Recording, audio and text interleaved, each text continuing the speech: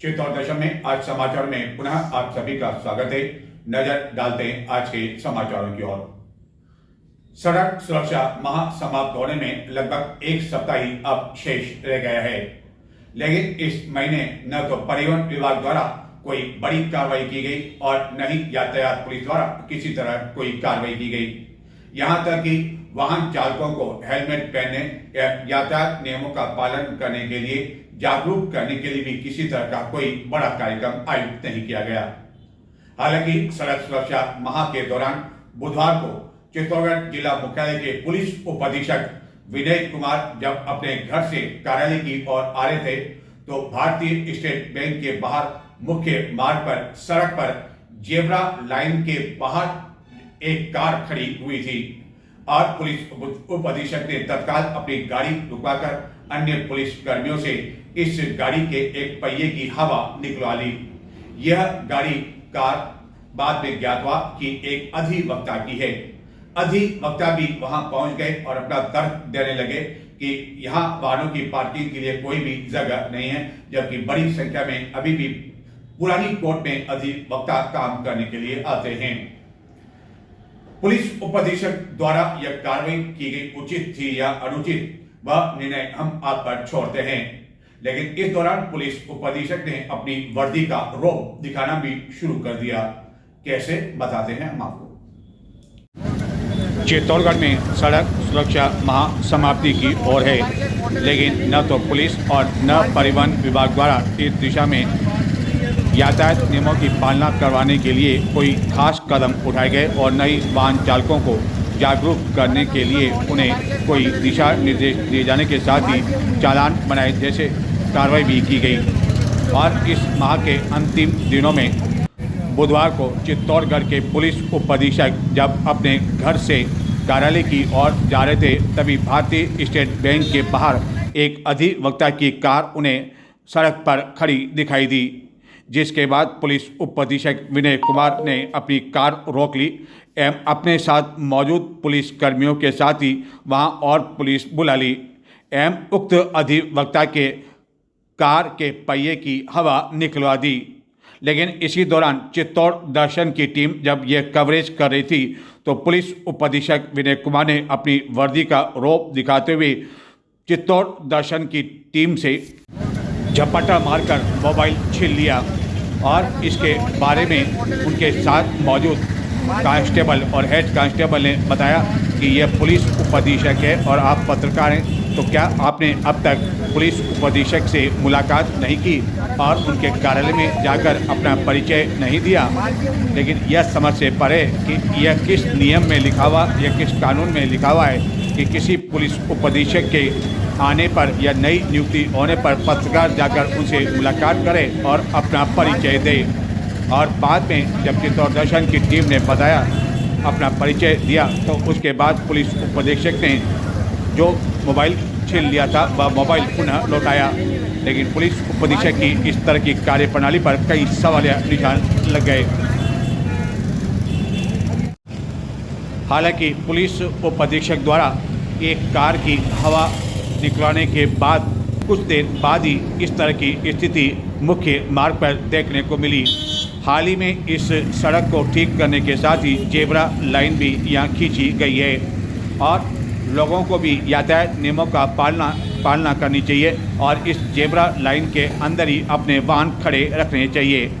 लेकिन सवाल यह उठता है कि केवल एक कार की हवा निकलने से ही सब कुछ काम चल जाएगा और अब तक यह समझ से परे है कि आखिरकार पुलिस उप अधीक्षक द्वारा चित्तौड़ दर्शन का मोबाइल किस कारण अपने कब्जे में ले लिया। न तो यहाँ कोई गोपनीय कार्रवाई पुलिस द्वारा की जा रही थी और न ही ऐसा कोई काम किया जा रहा था जिसके कारण पुलिस को लगे कि यहाँ कुछ राज खुलने वाला है। क्या अब मीडिया को भी किसी तरह की कोई कार्रवाई जो कि सार्वजनिक स्थान पर हो रही होती है उसके बारे में अनुमति ली जानी चाहिए। इस पूरे मामले को लेकर बाद में पुलिस महानिदेशक, मुख्यमंत्री, मुख्य सचिव आदि को जानकारी भिजवा दी गई है और यहाँ लगे सीसीटीवी फुटेज भी जब्त कर इस बारे में पता लगाने को कहा गया है। मौके पर कई टैक्सी चालक भी मौजूद थे, जिनके बारे में भी पत्र में हवाला दिया गया है। चित्तौड़गढ़ नगर में सौंदर्यीकरण के लिए एक और जहां कई कदम उठाए जा रहे, मुख्य मार्गों पर वॉल पेंटिंग करवाई जा रही है, वहीं स्थिति यह है कि लोगों की सुविधाओं के लिए जो जन सुविधा केंद्र बना रखे हैं, उनका हाल यह है कि यदि कोई भूल से वहां चला जाए तो हो सकता है कि बेहोश होकर उसी स्थान पर गिर जाए, और वह भी एक ऐसे जन सुविधा केंद्र पर जो कि कलेक्ट्रेट के नाक के नीचे है और मुख्य मार्ग पर यह बना हुआ है, जहां प्रतिदिन कई बसें भी रुकती है, बसों का ठहराव होता है और यात्रियों को मालूम नहीं कि यह जन सुविधा नहीं बल्कि बेहोशी का केंद्र है। बताते हैं क्या हाल है इस जन सुविधा केंद्र का। चित्तौड़गढ़ में सौंदर्यीकरण की दृष्टि से इन दिनों मुख्य मार्ग पर वॉल पेंटिंग की जा रही है और यह कदम सराहनीय है, क्योंकि प्रतिदिन दूर दराज क्षेत्रों से कई पर्यटक भ्रमण के लिए आते हैं, लेकिन वहीं दूसरी ओर कलेक्ट्रेट के ठीक समीप और जिस गेट से प्रतिदिन जिला कलेक्टर एवं अन्य कई अधिकारियों के वाहन रवाना होते हैं, उसी के समीप बना हुआ है यह जन सुविधा केंद्र और प्रतिदिन दिन के समय एवं रात्रि के समय यहाँ कई बसों का ठहराव होता है। लेकिन इस जन सुविधा का हाल यह है कि कभी भी यह क्षतिग्रस्त हो सकता है और ख़ास तौर पर महिला मूत्रालय की स्थिति क्या है, इसका अंदाज़ा आप स्वयं यहाँ की स्थिति को देखकर लगा सकते हैं। आसपास खड़े रहने वाले हाथ ठेलों ने बताया कि इतनी अधिक बदबू दिन भर होती रहती है कि यहाँ 1 मिनट भी खड़े रहना मुश्किल हो जाता है। कई बसें यहाँ रुकने पर जब महिला यात्री अंदर जाती है तो अंदर का हाल देखकर वह इसका उपयोग किए बिना ही बाहर निकल जाती है। आसपास खड़े रहने वाले हाथ टैलों ने बताया कि रात्रि के समय भी कई वीडियो कोच बसें यहाँ रुकती है, लेकिन बसों में सवार महिला यात्रियों को यह जानकारी नहीं होती है कि इस जन सुविधा की स्थिति इतनी अधिक बदतर बनी हुई है कि अंदर जाने पर यदि महिलाएं बेहोश हो जाए तो भी कोई बहुत बड़ी बात नहीं है। और ख़ास बात यह है कि यह ठीक कलेक्ट्रेट की नाक के नीचे है। क्या इस जन सुविधा केंद्र को सुधारा नहीं जा सकता है और यहाँ क्या नया जन सुविधा केंद्र बनाया नहीं जा सकता है, जिसके लिए अधिक बजट की भी आवश्यकता नहीं है? और यदि इस तरह का जन सुविधा केंद्र उपयोग नहीं हो रहा है और हालत ये हो रही है तो इसे यहाँ से हटा क्यों नहीं दिया जाता है? ऐसा नहीं हो कि यह जन सुविधा केंद्र किसी महिला यात्री के लिए परेशानी का कारण बन जाए और यहाँ से वह सीधा चिकित्सालय इलाज के लिए पहुँच जाए।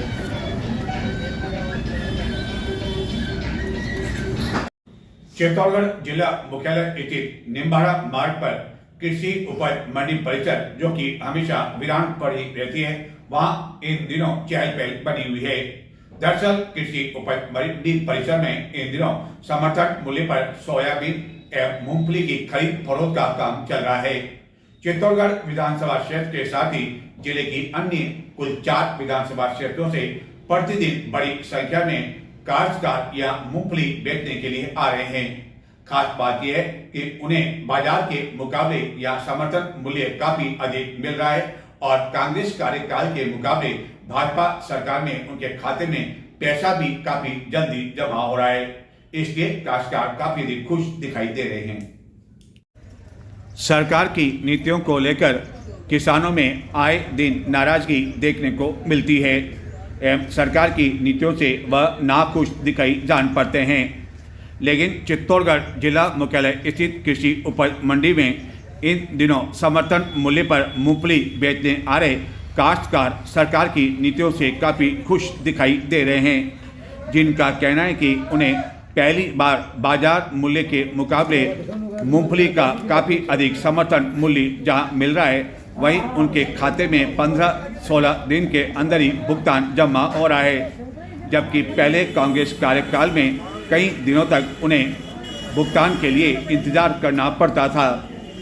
बालचंद बालचंद जी, कहाँ से आप आए हैं?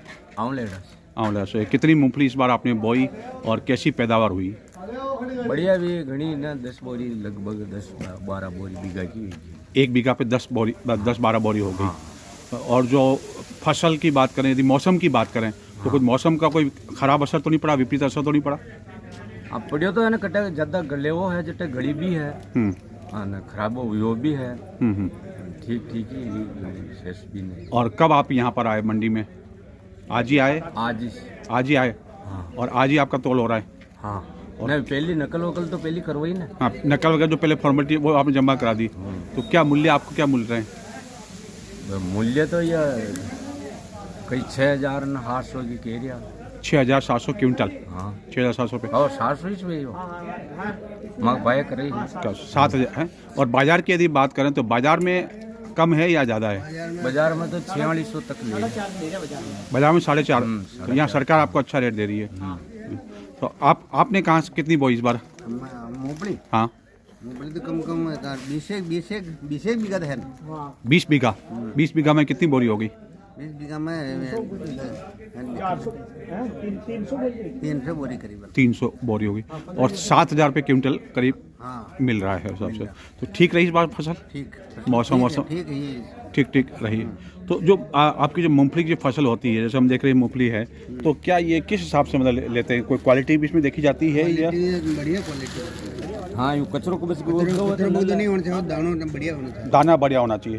तो आप ये जो लाते हैं यहाँ से ट्रैक्टर से आप यहाँ लेकर आए, तो वो लाना करना वो सभी आपका होता है? हमारा तुलाई भी हमारी है, तुलाई भी आपकी है। और यहाँ जो पैकिंग वगैरह होती है ये इन लोगों का काम है? ये सरकारी है। ये सरकारी है, केवल लाने का काम सारा वो सब आपका ही होता है। अब इसके बाद कौन सी फसल आप बोएंगे अपने खेत पे? गेहूँ बो रखी है सब। गेहूँ भर के। सरसों वगैरह की पैदावार? सरसों है 75 हो गई इस साल न भाई। इस साल नहीं हुई है बारिश। कृषि उपज मंडी में गत 2 जनवरी से समर्थन मूल्य पर मूंगफली के तौल का कार्य जारी है, जो आगामी 15 फरवरी तक चलेगा। जहां चित्तौड़गढ़ के अलावा बड़ी सादड़ी, बेगू एवं कपासन विधानसभा क्षेत्र के काश्तकारों की मूंगफली का तौल किया जा रहा है। तुम बढ़िया से। इस साल हम देख रहे हैं कि यहाँ कृषि मंडी चित्तौड़गढ़ में काफ़ी अधिक जो है मूंगफली आई है, तो उसका क्या कारण है? बढ़िया उत्पादन और किसानों को भाव अच्छा मिल रहा है। भाव अच्छा मिल रहा है किसानों को भाव अच्छा मिल रहा है। और बाजार की यदि बात करें तो बाजार के मुकाबले भाव कम है? बाजार से बहुत ज्यादा भाव है। बाजार में कम है? बाजार में कम भाव है। और कई काश्तकारों ने बताया कि पहली बार ऐसा हुआ कि इतना मूल्य। पहली बार।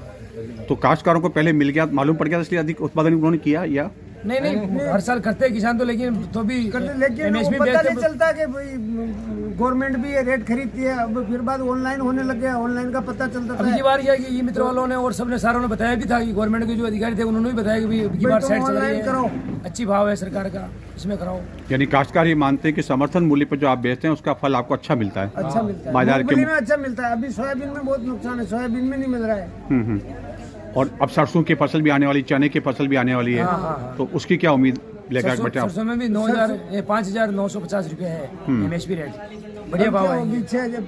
और ये कब तक पैदावार तैयार हो जाएगी सरसों की? हो जाएगी मार्च अप्रैल पहले हो जाएगी, होली के बाद हो जाएगी लगभग। और यदि बात करें उत्पादन की तो क्या स्थिति है इसमें जिले में सरसों की? अच्छी उत्पादन है, अच्छी उत्पादन।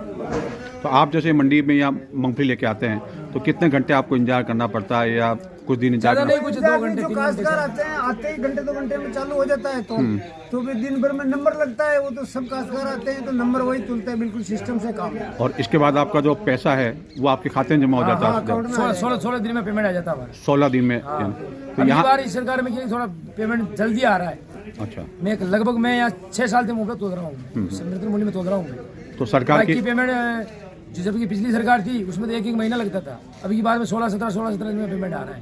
यानी कि सरकार की व्यवस्था से आप संतुष्ट हैं पूरी तरह से? खुश है।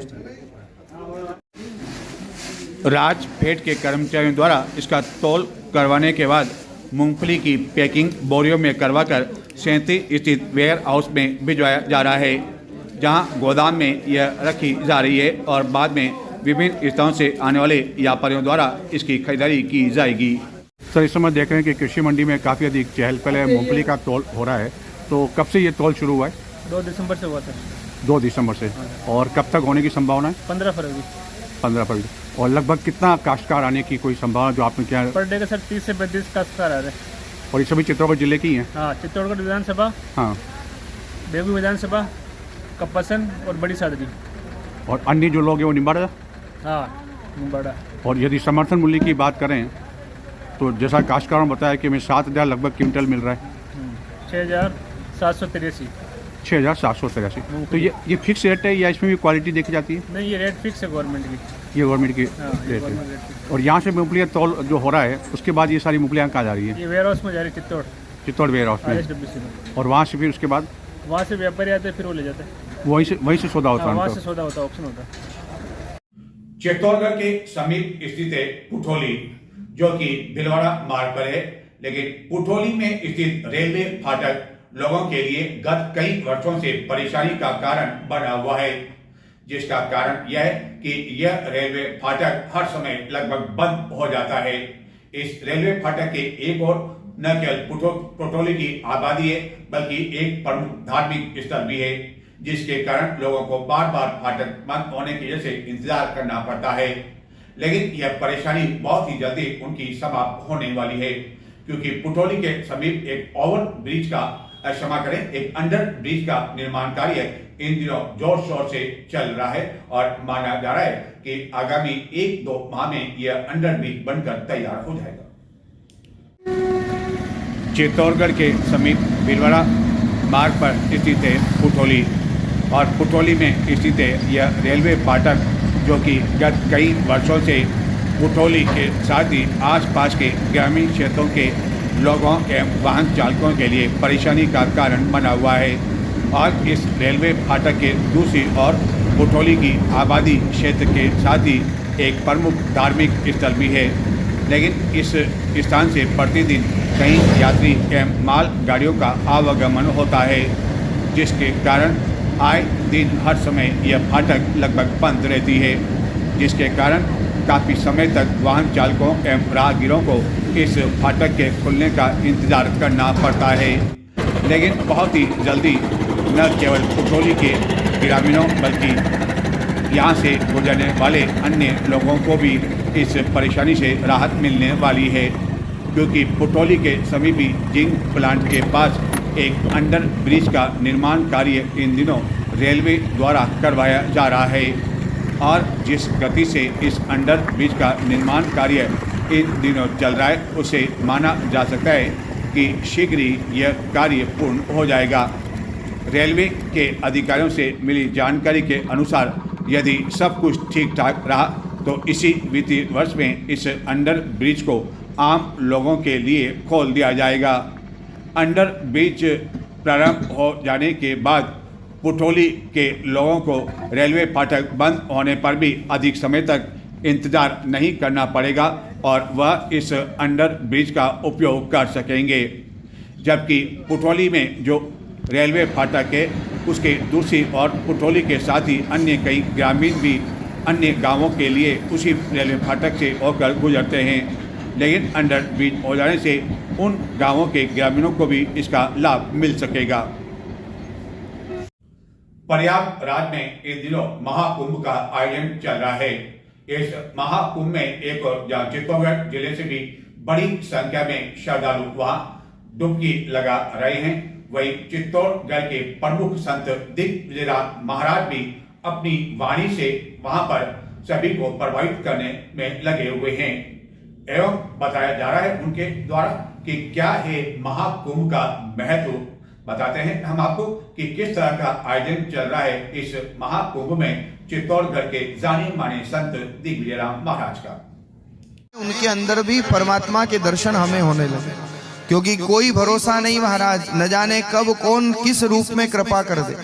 आप इस महातीर्थ प्रयाग में आए हो, 2 काम अवश्य करना, एक संतों के दर्शन और एक त्रिवेणी संगम में स्नान। और मैं तो यही कहूंगा कि जो आए हो स्नान भी करना और यहाँ से त्रिवेणी संगम से जल भी लेकर के जाना, क्योंकि जो नहीं आ पाए हैं उन तक अगर आपने जल भी पहुंचा दिया और वहां बैठ करके उन्होंने स्नान किया तो वो पुण्य भी आपके खाते में आने वाला है, वो पुण्य भी आपको मिलने वाला है। यहाँ की मिट्टी भी लेकर के जाना महाराज, क्योंकि न जाने कितने कितने बड़े बड़े ऋषि महर्षि ज्ञानी गुणी तपस्वी उस संगम तीर्थ पे आकर के स्नान करते हैं। उनके चरणों की रज वहां पर लगती है। जो भजनानंदी महापुरुष हैं, जो परमात्मा को रिझाने में लगे हुए हैं, उन महापुरुषों की चरण की रज जब वहां स्पर्श होती होगी, वो भूमि कृतार्थ हो जाती है, वो भूमि ऊर्जावान हो जाती है। इस भूमि की मिट्टी की भी महत्ता है। जल भी लेकर के जाना, मिट्टी भी लेकर के जाना, और जो नहीं आ पाए हैं उनको भी लाभ प्रदान करना। ये महाकुंभ, ये अवसर बार बार मिलने वाला नहीं है महाराज। न जाने कितने युगों के पश्चात 12 साल में एक बार योग बनता है, पर इस बार तो 144 सालों का ये इंतजार, जहां अमृत कुंभ में, इस महाकुंभ में त्रिवेणी संगम में स्नान करने के लिए सारा विश्व लालायित है। तो ऐसे पुण्य अवसर पर मैं तो यही कहूंगा, आज रामानंदाचार्य जयंती का अवसर है और प्रयागराज तीर्थ की भूमि है। मुद मंगल में संत समाजू, जो जग जंगम तीर्थ राजू। तीर्थों का भी प्रयागराज, बड़े बड़े महापुरुष जिस भूमि को कृतार्थ करते हैं, और संत ही क्या न जाने परमात्मा भी किस रूप में आते होंगे, आप पहचान नहीं पाओ। कभी शंकर आकर के इस भूमि को अपने चरणों का स्पर्श प्रदान करके कृतार्थ कर रहे होंगे, तो कहीं साक्षात ब्रह्मदेव आकर के और त्रिवेणी संगम के उस रज को अपने चरणों से कृतार्थ कर रहे होंगे। दादू साधु देख के दीजे शीश नवाए, अरे ना जाने किस भेक में यहाँ नारायण मिल जाए, यहाँ नारायण मिल जाए। इस तीर्थ में महाराज जहाँ महात्मा मिले, जहाँ संत मिले, सबको प्रणाम करो। 2 दस्तक और 1 मस्तक देने में कुछ नहीं जाता है। सबको प्रणाम करो, सबको नमन करो, इस भूमि के कण कण को वंदन करो। और ये कार्य अगर आपने कर लिया तो मैं निश्चित कहता हूं आपका लोक भी सुधर जाए। नजर डालते हैं कुछ और समाचारों की ओर, लेकिन उससे पहले लेते हैं एक छोटा सा ब्रेक। कहीं न जाएं, देखते रहें चित्तौड़ दर्शन।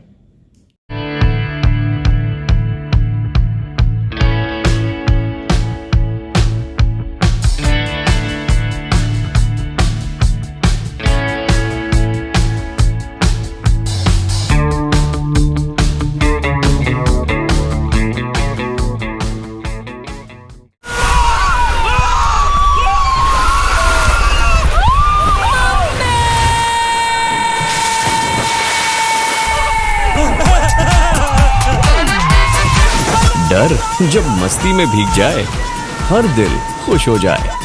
शंकूज वाटर पार्क, हर दिल खुश हो जाए।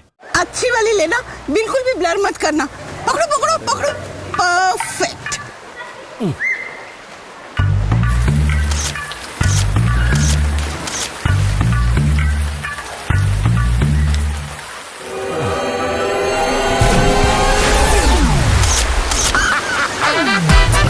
उम्र जब मस्ती में भीग जाए, हर दिल खुश हो जाए।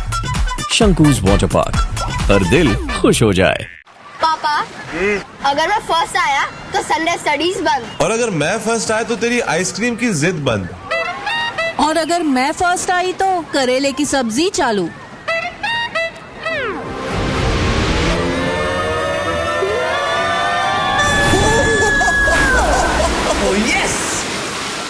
करेले की सब्जी। हार जीत जब मस्ती में भीग जाए, हर दिल खुश हो जाए। शंकूज वाटर पार्क, हर दिल खुश हो जाए। नजर डालते हैं कुछ और समाचारों की ओर, लेकिन संक्षिप्त में देखते रहें चित्तौड़ दर्शन। और अब तक आपने चित्तौड़ दर्शन चैनल सब्सक्राइब नहीं किया है तो आज ही चित्तौड़ दर्शन चैनल को सब्सक्राइब अवश्य करें। राजकीय कन्या महाविद्यालय चित्तौड़गढ़ में इन दिनों चल रहे 7 दिवसीय विशेष शिविर में प्राचार्य गौतम कुमार कुकड़ा के निर्देशन में महाविद्यालय परिसर में सरस्वती वंदना व लक्ष्य गीत का आयोजन किया गया। उसके पश्चात कलेक्ट्रेट से एक रैली निकाली गई। इस रैली को उपखंड अधिकारी रामचंद्र खटीक द्वारा हरी झंडी दिखाई गई।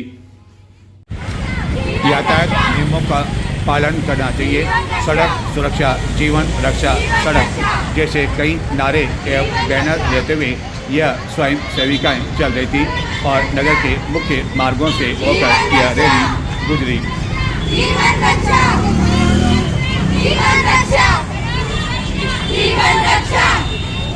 सड़क सुरक्षा जीवन रक्षा सड़क सुरक्षा जीवन रक्षा सड़क सुरक्षा जीवन रक्षा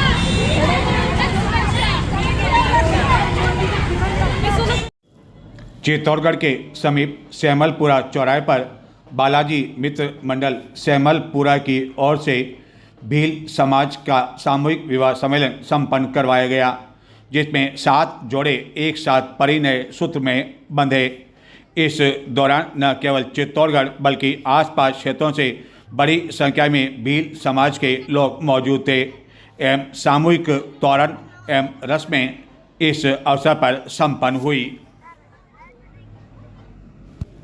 इस सामूहिक विवाह सम्मेलन में चित्तौड़गढ़ के विधायक चंद्रभान सिंह आकिया गए तो थे नव दंपतियों को आशीर्वाद देने के लिए। जब उन्होंने इस तरह का अनूठा आयोजन देखा तो वह भी अपने आप को बड़ी संख्या में मौजूद लोगों को परोसकारी करने से नहीं रोक सके और अपने बीच में विधायक को इस तरह परोसकारी करते हुए देख कई लोगों को आश्चर्य हुआ और बाद में तो हर कोई विधायक से पूड़ी की मांग करने लगा, तो कोई नुक्ती की मांग करने लगा, तो कोई सब्जी की मांग करने लगा और उन्हें अपनी आंखों पर सहसा विश्वास नहीं हुआ कि भला कोई विधायक इस तरह उनकी परोसकारी भी कर सकता है। लेकिन विधायक ने काफ़ी देर तक भील समाज के लोगों के साथ न केवल अपना समय बिताया एवं नव दंपतियों को आशीर्वाद दिया और परोसकारी में भी ग्रामीणों की उन्होंने सहायता की।